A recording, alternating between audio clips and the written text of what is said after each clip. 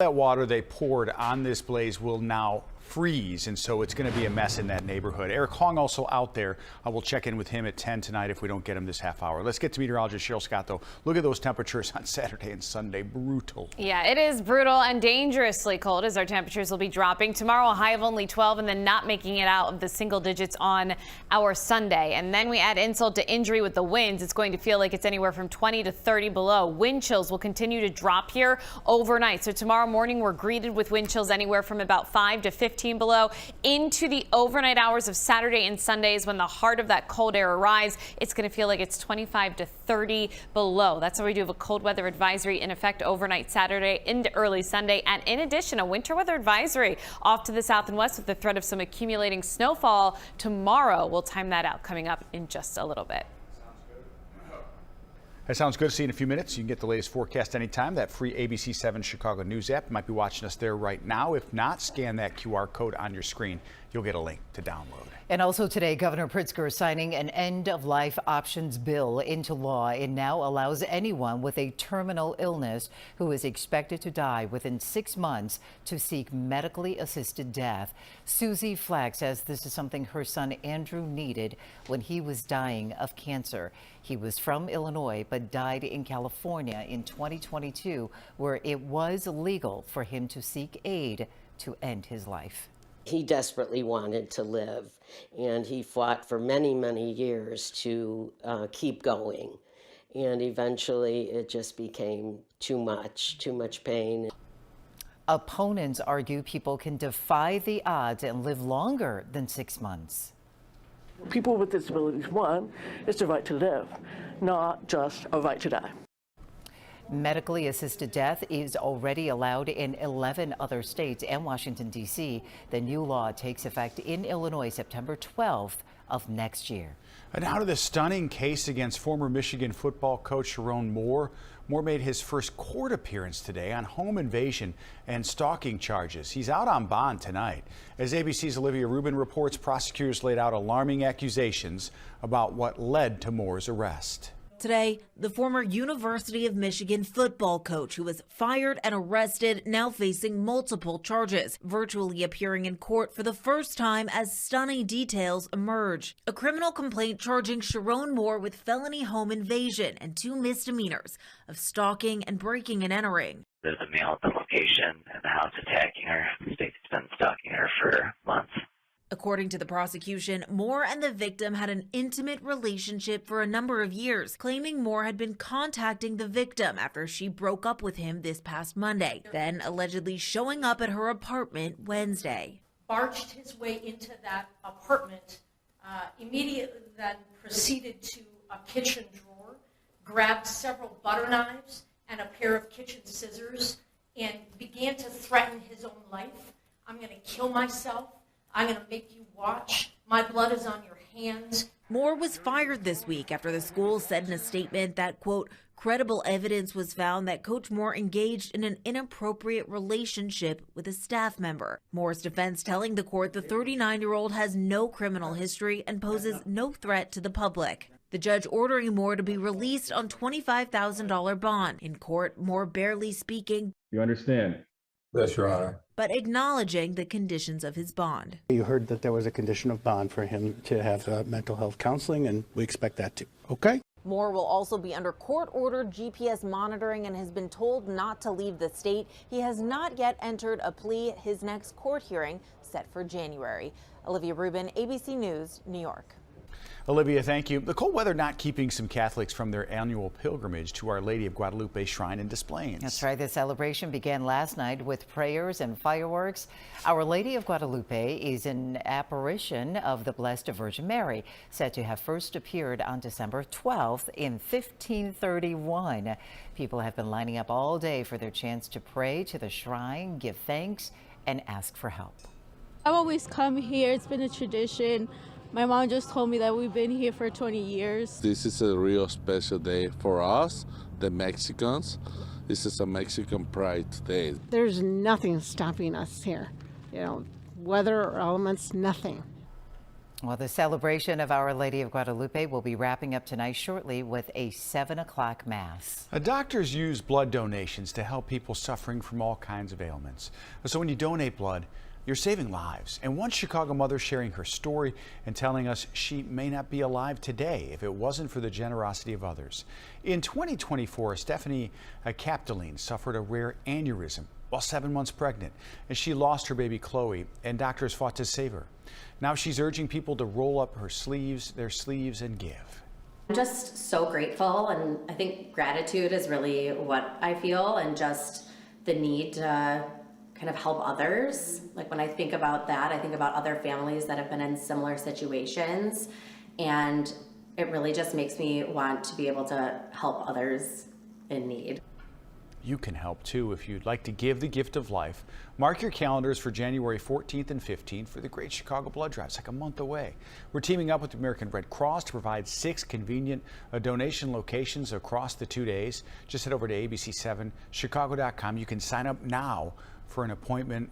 You are so generous over the years. Hope you can help out again this year. We love it when everybody shows up to give the gift of life. Fallout after some Indiana Republicans vote against a redistricting plan, how they are preparing for potential retaliation. But first, new photos of Jeffrey Epstein are released, showing him with more prominent people. And we have been telling you to prepare for the bitter cold. A doctor will be joining us live next with what you need to know to avoid frostbite and other health issues.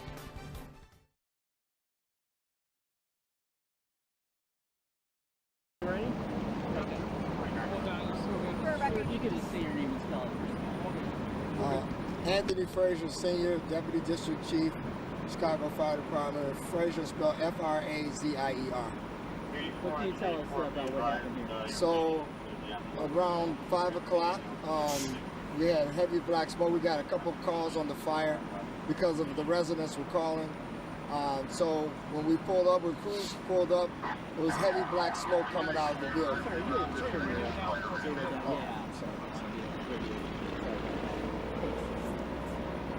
Sorry about that. Multiple radios. Yeah.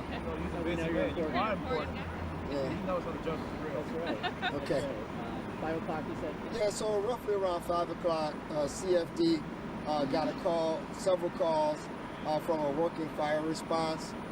When crews pulled up, they had heavy black smoke coming out of the residence. When we pulled up, there was the residents outside, so we confirmed that everybody was out of the building. So we proceeded to fight the fire. And in the process, there was a mayday call. Can you explain what happened that led to that call?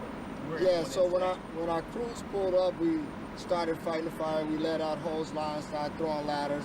One of our crew members got temporarily separated from the other members for a matter of seconds. And then he was reunited with the other crews. And the mayday was secured after we got all of our members accounted for. You said this firefighter had been temporarily separated from the others, and you just said it was for a very short amount of time. A matter of seconds. What were the circumstances when that occurred at that moment? So basically, when we go to fight a fire, we're right there next to each other. When we don't see each other because of the heavy black smoke, I guess he felt like he needed to call a mayday, and he did. We temporarily lost water for a second. And like I said, it was maybe 10 seconds or less. And that took place inside the home? Correct, inside of the home. Can you talk about the weather conditions? Have they hindered you in any way, sir? Not at this time. It seemed like we had pretty good water source, so we didn't have any problems with water or anything like that. We had a lot of traffic problems because, as you can see, we're coming right off the expressway. Civilians were rolling over the holes and stuff like that, but we immediately called for CPD.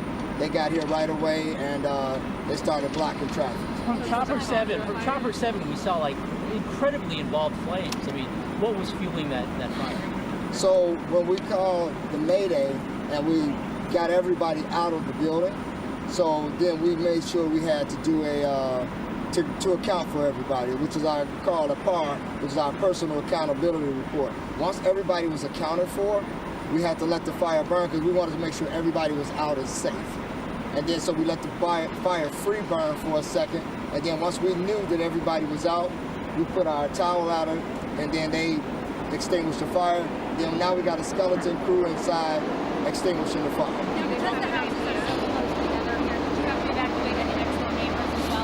No, we didn't. We just did a point advantage and made sure that everybody was out. But we put a line in between the buildings to make sure everybody and none of the other houses caught on fire. Do you guys know where the fire started?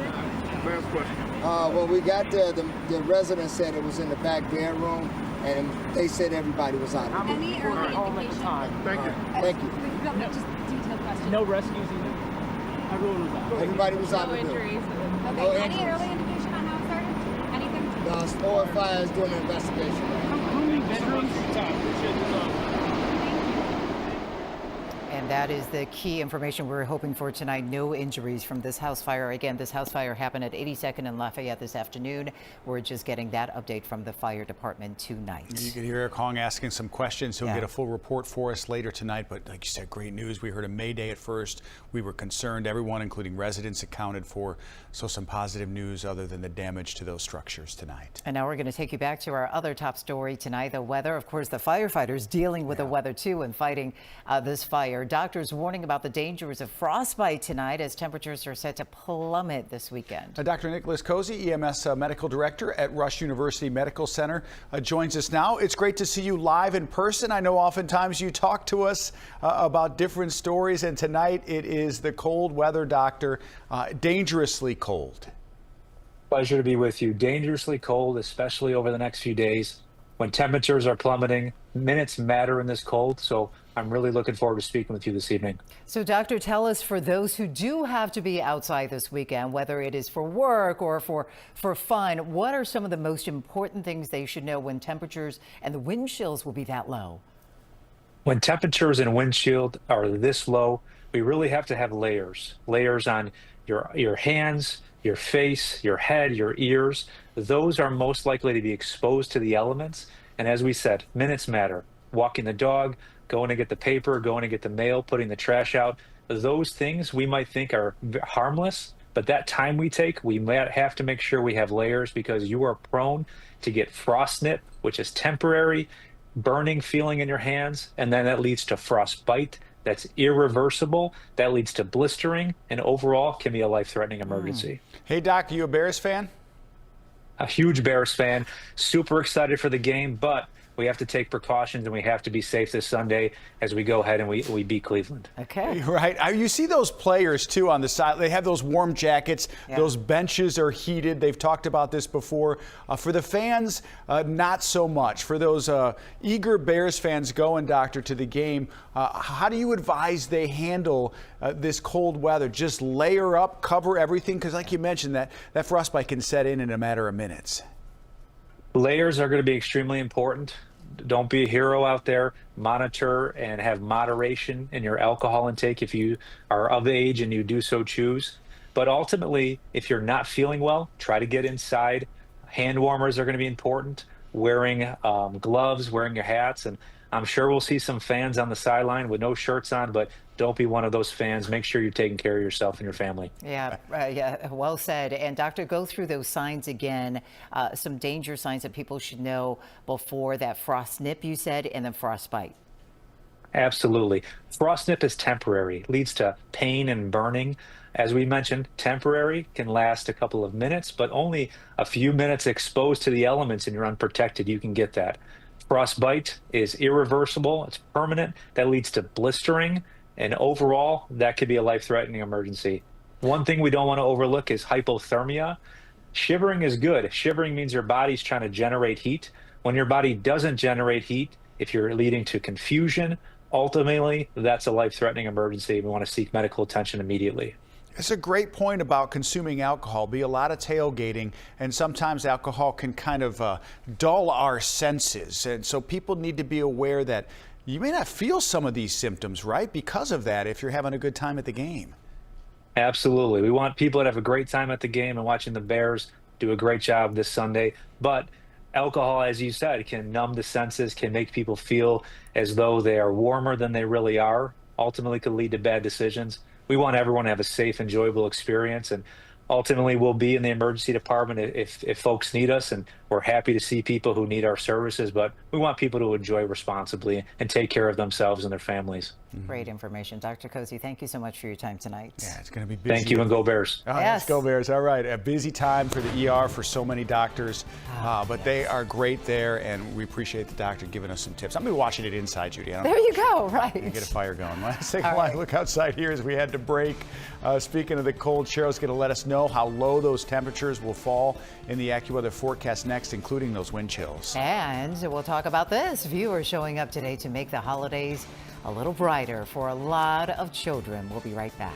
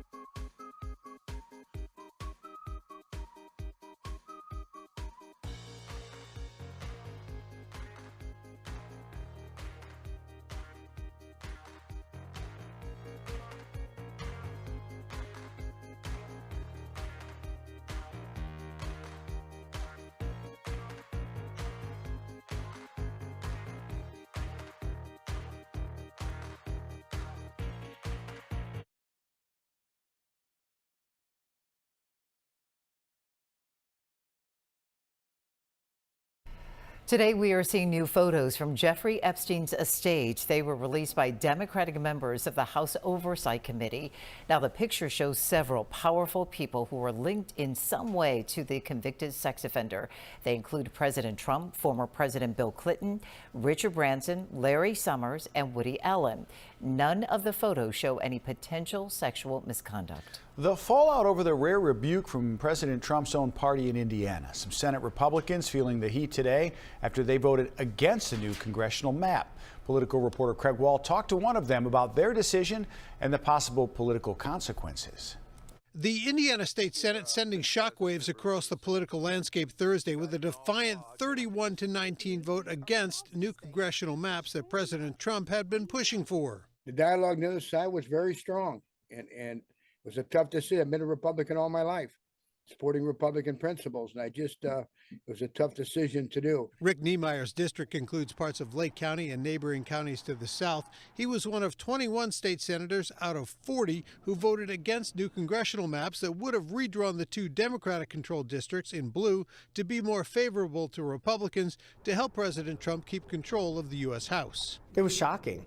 Not shocking just because it was defeated, but it is an overwhelmingly Republican body, and that was an overwhelmingly negative vote. I understood where the administration was coming from and the importance of playing the game. Niemeyer said he voted on principle because the old maps were drawn fairly for voters in Northwest Indiana, and the proposed new 1st District seemed too gerrymandered. They put in 7 counties, about 180 miles long, and it goes to other areas of the state that doesn't fit what our community is, and we don't fit them.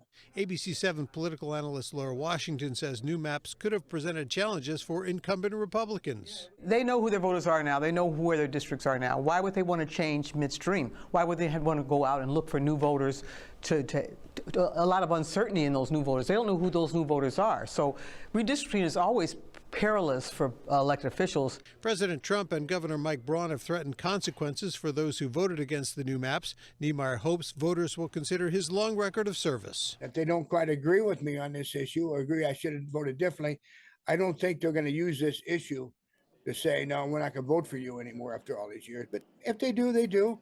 That's the process. He says he won't lose any sleep over his vote. I was confident that I made the right decision that I needed to make for myself. Craig Wall, ABC 7 Eyewitness News. All right, Craig, thank you. The Royal Sonesta, downtown Chicago camera right there. It'll be busy downtown. It was today for the holidays over at Chris Kindle. There are a lot of folks. This might be the night to do it. Because, man, it's coming. Yeah, it's cold now, but it will just get even colder. Meteorologist Cheryl Scott has your AccuWeather forecast. Cheryl, I like what you mentioned earlier about the Bears. On Sunday, at least it's going to be sunny, right? Yeah. There will be sunshine, so a bit deceiving, but if it was a night game, it would feel so much worse out there. So at least we'll have the sunshine on our side with the cold temperatures, but still dangerously cold. A high on Sunday of only 9, and wind chills during the morning hours. If you're heading to Soldier Field early to tailgate, no joke, 20 to 30 below. That's what it's going to feel like. So you need to plan ahead and plan accordingly for this cold. Dangerous levels and frostbite can occur within minutes. So please think about that. Plenty of layers needed. Saturday, a high of 12 and also the threat of some snow. That's why we have an AccuWeather alert because of the Arctic air that's moving in. Wind chills overnight dropping from 5 to 15 below. And then the heart of the coldest air arrives overnight Saturday into early Sunday. Sunday waking up, it's going to feel like it's 25 to 30 below. It will basically feel like it is below zero all weekend long. Cold weather advisory, it's up, it's posted, remains in effect overnight Saturday, especially into early Sunday. Again, that's when we'll be dealing with that extreme cold. And winter weather advisory for tomorrow morning into the afternoon for LaSalle, Livingston counties. We'll see if this gets extended a little bit farther up to the north. We're focusing on this next batch of snow back up to the north and west that will come diving to the south and east. The bulk of it really does miss us and hit central Illinois, but it will bring us a quick run of accumulating snow, especially for some of you far south. For tonight, this weak disturbance passing through will bring a few passing flurries. So live Doppler 7 Max right now, we're mostly quiet. Few flurries right now around the Rensselaer area, and then up to the north and west, there's that thin band that will continue to push to the east. That's a cold front. Along that front, some flurries. Behind the front, the cold air. Then the next round of snow that will be moving in. So our futurecast here tonight, few passing flurries as we head through that midnight time frame. Overnight, we are quiet and cold. Tomorrow morning, waking up near zero. Notice south and west, there's that band of snow. We're on the northern edge of this, so anyone along and south of I-88, it is fair game to see that snow throughout the morning into the afternoon. And this will be coming down fresh, big snowflakes just because of the dynamics of the atmosphere and how cold it is out there, and it will stick and it will accumulate where it does fall. Northern counties will not see nearly as much, a few passing flurries, 1/10 of an inch at best. The higher totals 1 up to about 3 inches along and south of I-80. Some far southern Livingston could see closer to about 2 to 4 inches, but we'll leave that 1 to 3 inch range again along and south of I-88 where that snow band sets up to the north. You're cut off with just a dusting and a few flurries. You can see that system pushing through right through the middle of central Illinois. So again, we are missing the bulk of it. For tonight, all about the cold air moving in. It's going to be bitterly cold as we head into our weekend. That 7-day forecast, AccuWeather alert up through Sunday, but beautiful weather on the way. 40s Wednesday and Thursday. That's going to make a huge difference. It's going to feel like 30 below on Sunday morning, and then Thursday a high of 45. Wow. What a difference. What a swing. Yeah. Chicago, winter right? in Chicago. Yeah. It's not even winter yet. I know. Thanks, Cheryl. Well, it is Taylor Swift's world, and we are just living in it. The pop superstar is giving fans one last gift before closing the curtain on her record-breaking Eras tour. Not one, but 2 new projects dropped today on Disney+. Entertainment reporter Joelle Gargiulo has the details. It's the era that keeps on giving. We have done something that no one has ever done. The question now, Are you ready for it? Taylor Swift dropping not 1, but 2 new Disney Plus projects. First up, The End of an Era, a 6-part docuseries pulling back the curtain on her record-breaking Eras tour. The first 2 episodes out now, with new ones dropping weekly, leading up to the finale on December 26th. A Christmas gift for Swifties everywhere. The series gives fans a never-before-seen look at the inner workings of what it took to create the phenomenon. Oh my God. This is the biggest challenge any of us have ever done. And an inside look at her life as the tour made history and headlines. I want to thank every single one of you for being a part of the most thrilling chapter of my entire life to date. It features Gracie Abrams, Sabrina Carpenter, Ed Sheeran, and Lawrence Welch, along with her band, dancers, crew, and family. Very early on, she just knew she was going to have to work hard. But I don't think you ever, for a split second, think it will become this. The doc dropping a day before her 36th birthday also sees the superstar discussing a thwarted terror attack targeting one of her concerts in Vienna. I'm gonna meet some of these families tonight. Also streaming today, Taylor Swift, The Eras Tour final show, the full concert film captured in Vancouver during the tour's final night. It features the entire Tortured Poets Department set, which was added to the tour after the album's release earlier this year. We've had so long to prepare for the end of this tour. And we get to play one last show for you here tonight. And while this may be the end of this era, for Swifties, a blank space just means they're ready for whatever Taylor does next. It was the end of an era, at the start of an age. Joelle Gargiulo, Channel 7, Eyewitness News. Joelle, thank you. Avatar, A New Era airs at 9 on ABC7 tonight, right after 2 hours of special programming to preview the Taylor Swift docuseries and concert film on Disney+. You can see it all on ABC7. And then bringing up the rear, our show tonight at 10. It's going to be a good night. The wheels of the Big Bus Toy Express have been rolling all day for Disney's Ultimate Toy Drive. Every year, ABC7 helps collect toys for the Marines Toys for Tots Foundation. So many people came out today. It was incredible. So thank you. ABC7's Rob Hughes reports on this huge act of giving from Glenview. Thanks to the generosity of so many people, we stuffed this big bus multiple times and just take a look at the result. Boxes and boxes of future presents, all part of the Marines Toys for Tots. The goal is to hand out 100,000 toys this holiday season in the Chicago area. The day started dark and early at Steinhoffel's in Downers Grove. Thank you so much. You're welcome. Merry Christmas. ABC7's Tracy Butler joined by dozens of her closest friends in the suburbs to build the hype and encourage people to wake up and donate. It's on my way to pickleball this morning, so I figured I'd pick up a couple of toys, drop them off, and then head to my pickleball. So many high school students joining the cause, helping to cheer on the generous donors and reminisce. I used to love Barbies. Mine is American Girl dolls. And just like these young ladies, children everywhere deserve to wake up Christmas morning to the joy of presents. I mean, I think about when I was a child and I just couldn't wait to open up the presents. So just thinking about how happy these children are going to be, especially if they've been through hard times, they might not even be expecting it. So when they, wake up on Christmas and they have a toy, it's life-changing for them. People are coming in from all over with bags full of toys and handing them off to us. It's thrilling. The kindness came from all ages, the young. I brought some toys. You did? Why did you want to bring toys this morning? For gifts for children who don't have gifts for Christmas. And the experienced. Bunch of toys, cars, trains, games. Not to be outdone in the northwest suburbs, Schaumburg High School's dance and cheer teams and band showing up at Steinhoffel's, all part of the enormous effort to stuff the big bus. I love giving back to our community. They've been so supportive, like with us, Schaumburg Cheer, the high school, on our journey, so I just want to give back and show my appreciation. Rolling through with more boxes, a convoy from Jeeps on the Run and the Schaumburg Police and Fire Departments. We have a lot of toys. We just wanted to help make kids who are underprivileged, help them have a little bit better Christmas.